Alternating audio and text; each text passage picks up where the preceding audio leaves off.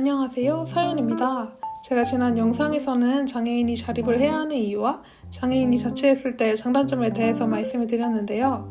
오늘 영상에서는 장애인 활동지원 서비스와 제가 활동지원 서비스를 어떻게 활용해서 자취를 하고 있는지, 그리고 활동지원사를 구하는 팁과 활동지원사와의 갈등을 줄이는 팁 등에 대해서도 자세하게 알려드리려고 하니까 지체장애인의 자취와 활동지원사에 대해서 궁금하신 분들은 영상을 끝까지 확인해 주시면 아마 많은 정보를 얻으실 수 있을 거예요.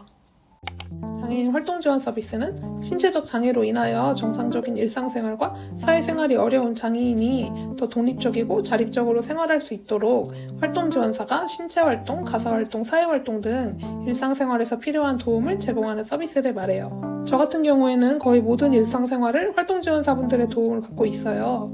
그래서 제가 어떤 활동지원을 받고 있는지에 대해서 이야기하기 전에 제가 처음 활동지원 서비스를 이용하면서 겪었던 어려움에 대해서 이야기를 해볼까 해요. 처음 활동지원 서비스를 이용하면서 제 주변에 많은 장애인들도 겪는 어려움 중 하나가 활동지원사분에게 도움을 요청하고 도움을 받는 걸 미안하게 생각하는 경우가 있다는 거예요. 하지만 저처럼 어쩔 수 없이 도움을 받아야만 하는 장애인의 경우 이런 감정이 활동지원사에게 계속 든다면 자립생활에 큰 어려움을 겪을 수밖에 없어요. 그렇기 때문에 그런 미안한 감정을 가지기 전에 생각해봐야 할 부분에 대해서 말씀을 드릴게요. 예를 들어서 환경공무관분들이 거리를 청소한다고 해서 늘 미안해한다면 우리는 쉽게 거리를 다니지 못할 거예요. 하지만 우리가 하기 어려운 부분들 또는 세심히 신경 쓰지 못하는 부분들을 청소하시기 위해 환경공무관분들이 급여를 받고 정당한 노동을 하시기 때문에 우리가 조금 더 쾌적한 환경에서 거리를 다닐 수 있는 것이죠. 그래서 환경미화원분들을 생각할 때 미안함을 넘어서 필요 이상으로 안타까워한다면 그분들의 직업을 존중하지 않는 거라고도 할 수 있어요. 마찬가지로 활동지원사분들에게 내가 이분들에게 너무 하기 힘든 일을 맡기는 건 아닐까? 날 도와주는 거를 자존심 상해하지 않을까? 라는 생각으로 미안함을 느낀다면 지원사들이 선택한 직업과 직업의 가치를 존중하지 않는 것일 수도 있는 거예요. 또 직업을 존중하지 않는 것뿐만이 아니라 나를 존중하지 않는 모습이 될 수도 있겠다는 생각이 들어요. 우리는 장애가 있지만 가고 싶은 곳에 가고 하고 싶은 것을 할 수 있는 동등한 권리를 가진 사람이에요. 활동지원사의 도움을 받는다는 것은 우리가 비장애인과 다르지 않은 인격을 가진 존재라는 것을 의미하기도 해요. 그렇기 때문에 활동지원사분에게 도움을 받는 것을 미안해하기보다는 내가 나로서 이 세상을 살아갈 수 있도록 도와주시는 지원사분들에게 감사하며 당당히 도움을 요청했으면 좋겠습니다. 활동 지원 시간은 장애 정도에 따라 다르게 책정되지만 직장이 있고 독립해서 살게 되면 가족과 함께 거주할 때보다 더 많은 시간을 지원받을 수 있어요. 저는 현재 오전과 오후로 나눠서 두 분의 활동 지원사를 이용하고 있어요. 밤에는 선생님이 퇴근하시면 저 혼자 자고 다음날 오전에 지원사분이 오시는 식으로 일정을 맞추고 있습니다. 저는 식사와 조리 부분도 활동 지원사분에게 도움을 받고 있어요. 제가 식재료를 사면 지원사분이 요리를 해주시고 밥을 차려주고 설거지까지 다 도와주시고 계세요. 요즘은 쿠팡프레시나 마트 배달 등이 굉장히 잘 되어 있죠. 그래서 편리하게 이용할 수 있어요. 그리고 지원사분을 잘 만나면 가끔씩 반찬이나 국을 가져다 주시기도 해요. 예를 들어서 제 활동지원사분 중 한 분은 예전에 식당을 하셨어서 가끔 반찬을 가져다 주시기도 하고 있어요. 정말 감사한 일이죠.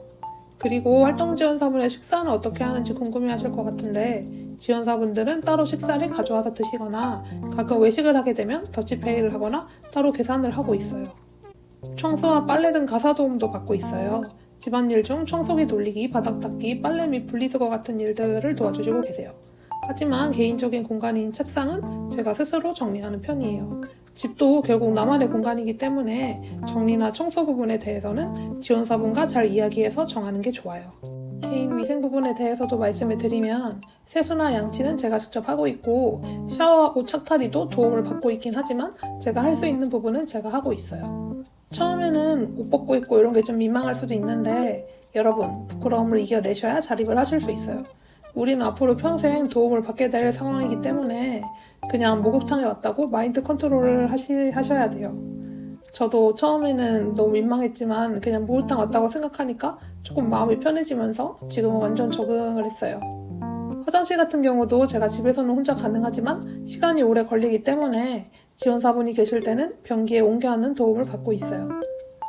그리고 여자분들의 경우 생리할 때 도움을 어떻게 받는지 궁금하실 텐데요.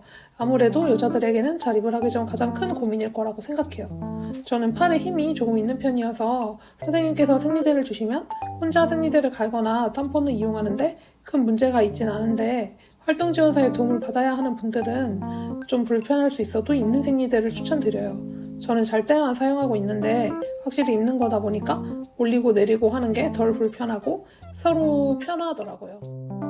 밖에 외출할 때도 화장실 변기에 옮겨 왔는데 도움이 필요하기 때문에 장시간 밖에 나갈 때는 함께 외출을 하고 있습니다. 지원 서비스를 이용해 본 적 없는 분들은 친구들을 만날 때도 지원사가 계속 함께 있는 건지 물어보는데요. 친구들을 만날 때는 잠깐 주변에 구경하고 계시거나 식사를 따로 하시고 만약에 화장실 등의 도움이 필요하면 오시거나 시간을 몇 시로 정해놓고 다시 만나고 하고 있어요. 제가 같은 장애가 있는 친구를 만나면 조금 도움받을 일이 있기 때문에 함께 계시는 경우도 있습니다. 가끔씩은 혼자서도 시간을 보내고 싶어서 제가 혼자서 밖에 나가 있는 동안 선생님께서 청소나 빨래 같은 가사 도움을 도와주시기도 합니다. 저는 재활로 근처에 있는 수영장에 다니고 있는데요. 처음에는 물리치료를 알아보러 갔다가 수영을 추천해 주셨어요. 그런데 수영장을 이용하려면 활동지원사분이 도와주셔야 하고 휠체어를 사용하는 장애인의 경우에는 보호자 한 명이 무조건 함께 수영장에 들어가야 한다는 점 때문에 조금 망설였어요. 그때 지원사분께서 먼저 해보는 게 어떠냐고 먼저 말씀을 해주셔서 처음에는 좀 복잡하고 좀 시간도 오래 걸리고 어려운 부분도 있었지만 지원사분의 도움 덕분에 지금 거의 1년 정도 수영을 이어가고 있어요.